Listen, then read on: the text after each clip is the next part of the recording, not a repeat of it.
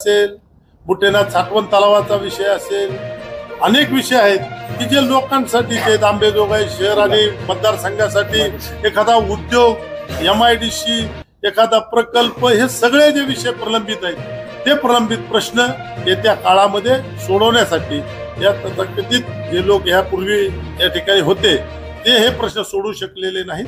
हा उमेदवार ते प्रश्न सोडील अशी आमची धारणा आहे, म्हणून आमचा त्यांना पाठिंबा. कसल्याही परिस्थितीमध्ये 50,000पेक्षा जास्त मतांनी जिंकून आणण्याचं काम आम्ही करणार आहोत, सगळे मिळून करणार आहोत. हम तो ये भी बोलते हैं कि विमलताई का जो काल था वो काल में और आज के काल में जमीन आसमान का फर्क है. मला टीका करायची नाही कोणावरती. त्याच पद्धतीनं याच्यापेक्षाही भयानक लोकांची प्रतिक्रिया, लोकसभेत प्रतिक्रिया, जातीची प्रतिक्रिया आली होती, परंतु आता सर्व जाती, सर्व धर्माचे लोक साठेच्या पाठीशी उभं ठाकलेले आहेत. व्यक्तीला विरोध नसताना त्याच्या कर्माला विरोध आहे, त्याच्या गुत्तेदारीला विरोध आहे, त्याच्या एकशाही अधिकारीला विरोध आहे.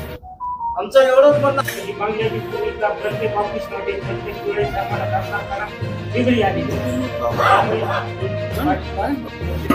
महाविकास आघाडीच्या सोबत जात्यांध आणि धर्मांध शक्तीचा कायमचा पराभव करण्यासाठी डावे सर्व पक्ष, त्याच्यात मार्क्सवादी कम्युनिस्ट पक्ष सुद्धा सक्रिय आहे. आणि त्याच्यामुळं इथं जी काही आपल्या मतदारसंघामध्ये गेल्या 35 वर्षानं एकाधिकारशाही आणि जो काही हुकुमशाहीचा अंगणाच आपण कोविडमध्ये बघितला, तो अंगणाच आपण परत एकदा आठवला पाहिजे.